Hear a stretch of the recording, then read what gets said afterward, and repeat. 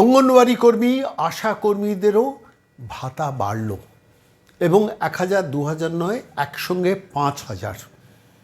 তাঁরাও কি ভেবেছিলেন গতকাল রাত্রেও, জানতেন আজকে বাজেট আছে, গতকাল রাত্রেও কি ভেবেছিলেন যে শেষ পর্যন্ত এই সম্মানটা একটা সরকার তাদের দেবে? পূর্ববর্তী সরকার কি করেছিল? আমি শুনছিলাম আসমা খাতুন, যিনি অঙ্গনওয়াড়ি কর্মীদের আন্দোলনের নেতৃত্ব দিচ্ছেন, তাঁর মুখ থেকে ৬,০০০ টাকা যাদের আশাকর্মীদের বেতন ছিল, তাদের ক্ষেত্রে এক ভাতা ছিল, তাদের ১,০০০ টাকা ভাতা বাড়িয়েছেন মমতা বন্দ্যোপাধ্যায়। বলেছিলেন অঙ্গনওয়াড়ি কর্মীদেরও ১,০০০ টাকা বাড়াবে, কিন্তু শেষ পর্যন্ত তার নোটিফিকেশনটা পর্যন্ত পূর্বতন সরকার করেনি। ঠিক সেই প্রেক্ষিতে দাঁড়িয়ে ২২শে জুন ২০২৬ পরিবর্তনের সরকার, ৪০ দিন যার বয়স, তারা যখন বাজেট পেশ করলো, তারা ঘোষণা করলেন, অর্থমন্ত্রী স্বপন দাশগুপ্ত ঘোষণা করলেন ৫,০০০ টাকা বাড়িয়ে দেওয়া হবে সমস্ত আশা কর্মীদের। কালকে রাত্রেও যা ভাবতে পারেননি, আজকে যখন বাজেট পেশ হচ্ছে, অবাক বিস্ময়ে আশাকর্মীরা সেটা দেখলেন। শুধু দেখলেন না, একটা তথ্য আপনাদের কাছে এই প্রতিবেদনে পেশ করি। ২ লক্ষের ওপর অঙ্গনওয়াড়ি কর্মী তাদের এই রাজ্যে থাকার কথা। একদম গ্রাসরুট লেভেলে শিশু সন্তানদের পরিষেবাটা দেওয়ার ক্ষেত্রে অঙ্গনওয়াড়ি কর্মীরা অত্যন্ত গুরুত্বপূর্ণ, তাদের পরিবারকে একটা ভূমিকা পালন করেন। সেই ভ্যাকেন্সি কমতে কমতে কমতে কমতে এখন ১,৩০,০০০-এর কাছাকাছি অঙ্গনওয়াড়ি কর্মী আছেন এই পশ্চিমবঙ্গে। আর তাদের সঙ্গেও ছলনা করেছিলেন পূর্বতন সরকার, মমতা বন্দ্যোপাধ্যায়ের সরকার। আমি খালি ভাবছিলাম যে আজকে যখন এই বাজেট পেশের দিন, সেদিন যদি এরকম একটা কোনো পরিস্থিতি তৈরি হতো যে ধরুন পরিবর্তনের সরকার আসেনি, পূর্বতন সরকার থেকেছেন, রাজ্যের মুখ্যমন্ত্রীর নাম মমতা বন্দ্যোপাধ্যায়, তিনি কি করতেন? এই অঙ্গনওয়াড়ি কর্মীদের আবার একটা নতুন প্রকারের ঠকানোর কোনো একটা ঘোষণা রাখতেন তার তৎকালীন অর্থমন্ত্রী চন্দ্রিমা ভট্টাচার্যকে দিয়ে। আশার কথা, আনন্দের কথা। সময় বদলেছে, পরিবর্তন এসছে, পরিবর্তনের সরকার এসছে, রাজ্যের মুখ্যমন্ত্রীর নাম হয়েছে শুভেন্দু অধিকারী, এবং নির্বাচনে আসার আগে নির্দিষ্টভাবে তিনি প্রতিশ্রুতিও দিয়েছিলেন। সেই অনুযায়ী অর্থমন্ত্রী স্বপন দাশগুপ্ত বাজেট পেশ করলেন এবং সেই বাজেটে সরাসরি যে ঘোষণাটা করলেন যে অঙ্গনওয়াড়ি কর্মীদের একসঙ্গে প্রতি মাসে ৫,০০০ টাকা বেতন বৃদ্ধি হবে, ভাতা বৃদ্ধি হবে। আমি সামগ্রিকভাবে এই পুরো বিষয়টা নিয়ে, অঙ্গনওয়াড়ি কর্মীদের নিয়ে, যিনি দীর্ঘদিনের আন্দোলনের নেতৃত্ব দিচ্ছেন, সেই সুবীর শাহ কিংবা আসমা খাতুন, তাদের সঙ্গে যোগাযোগের চেষ্টা করছিলাম। সুবীরবাবু একটি নির্দিষ্ট টিভি চ্যানেলে বক্তব্য রাখছিলেন, ফলত তাকে পাইনি, কিন্তু আসমা খাতুন এই আন্দোলনের অন্যতম নেত্রী, মুখ, দক্ষিণ চব্বিশ পরগনায় থাকেন। তাকে সরাসরি ফোনে এই প্রশ্নটাই করেছিলাম যে কালকেও কি ভেবেছিলেন এই পরিমাণ মাইনে বাড়বে? কি বলেছেন আসমা খাতুন আমাদের প্রশ্নের উত্তরে? খবরটা কি জানতেন এই সেগমেন্টে? শুনুন।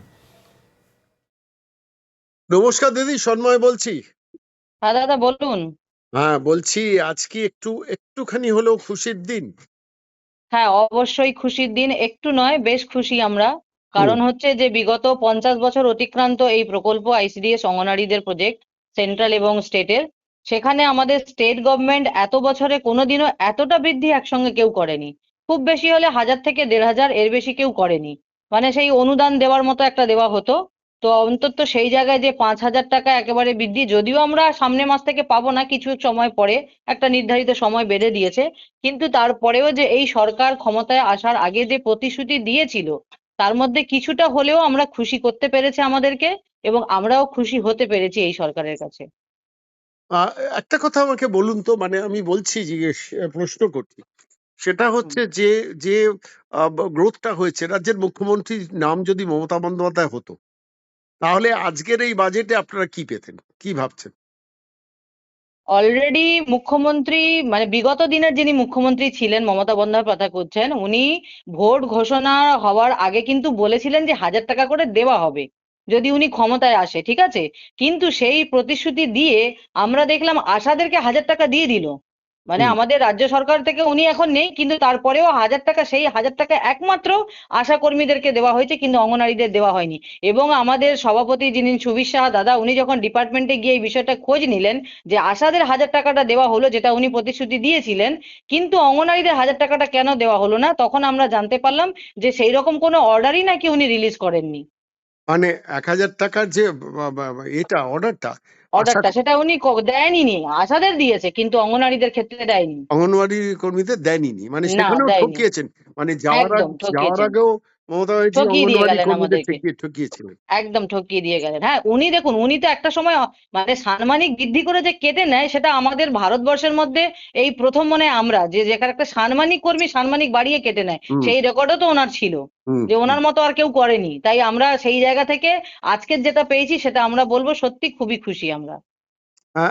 আপনারা মানে আমি জিজ্ঞেস করছি আপনাদের কাছে, সেটা হচ্ছে আজকের পরেও আমি দেখছি কোনো কোনো জায়গায় চেষ্টা করা হচ্ছে, এটা তো আরেকটু ভালো হলে ভালো হতো। আহ, আপনারা তাদের উদ্দেশ্যে কি বলবেন?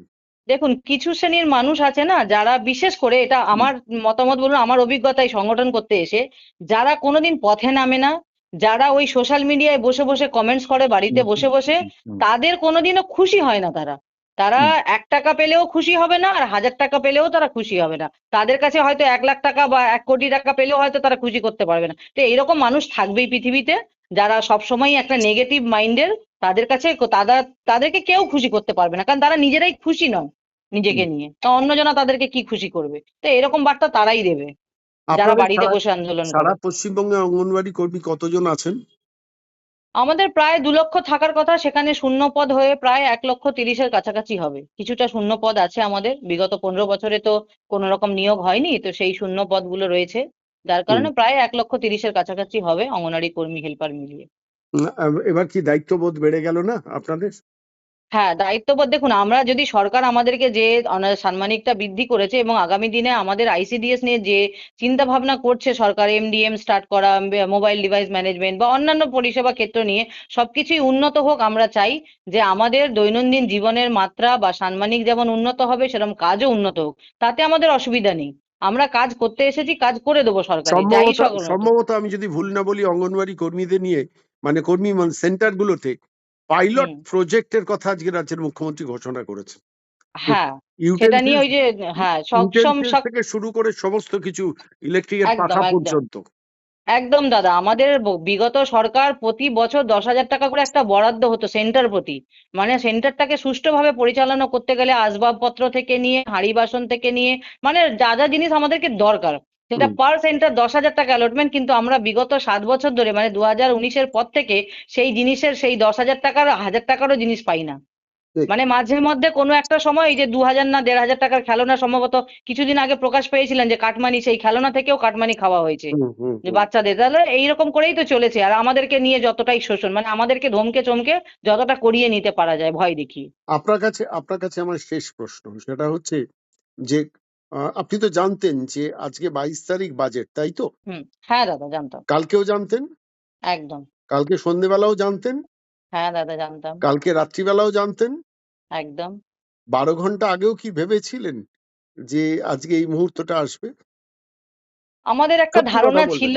হ্যাঁ, না একদমই সত্যি কিন্তু কথা বলছি, হ্যাঁ বলুন। যে 5,000 টাকা যে এককালীন উনি বাড়াবেন, আমাদের একটা আশা ছিল যে বাড়াবেন, কিছু একটা করবেন উনি, এইটুকু হুম আশা আমরা ছিলাম। কিন্তু একটা অ্যামাউন্ট আমরা আন্দাজ করিনি যে না এতটা বাড়াবেন। তবে এই যে বাড়িয়েছেন 5,000, সত্যি সবারই একটা মানে আশা যা করেছিল তার থেকেও একটু বেশি।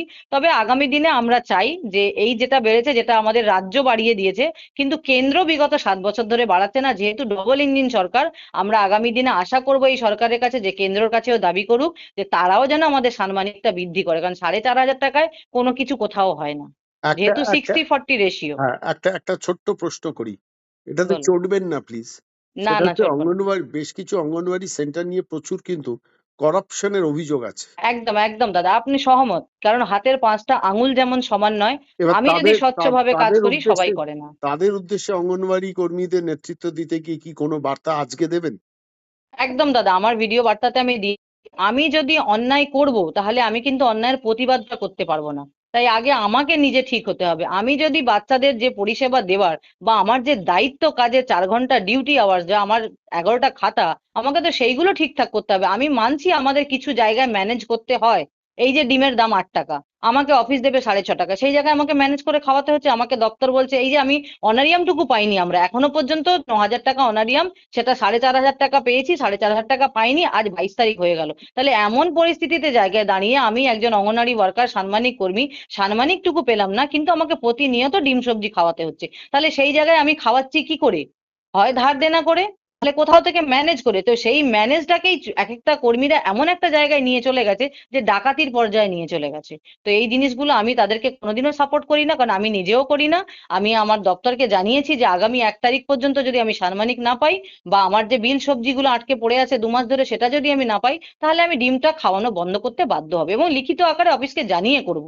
আমি চুরি করতে পারবো না, তাই আমার কাছে টাকা নেই, তাই আমি চুরির পথে যাব না। তো এই যে কর্মী যারা এটা করছে, তারা সত্যি খুবই দুর্ভাগ্যজনক, এবং তাদের জন্য আমাদের একটা লজ্জা। আমি নিজে সৎ না হয়তো আমি অন্যকে সৎ হবার পরামর্শ দিতে পারবো না। তাই সেই সমস্ত কর্মীদের উদ্দেশ্যে বলবো যে এখনো সময় আছে, নিজেদেরকে পরিবর্তন করে ফেলুন। সরকার পরিবর্তন হয়েছে, আমরা চাই সিস্টেমটাও পরিবর্তন হোক। অনেক ধন্যবাদ দিদি সঙ্গে থাকার জন্য। মাঝে মাঝে আপনার সঙ্গে যোগাযোগ করব।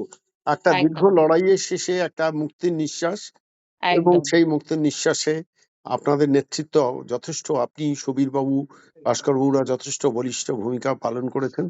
আপনাদের অনেক অনেক অনেক ধন্যবাদ।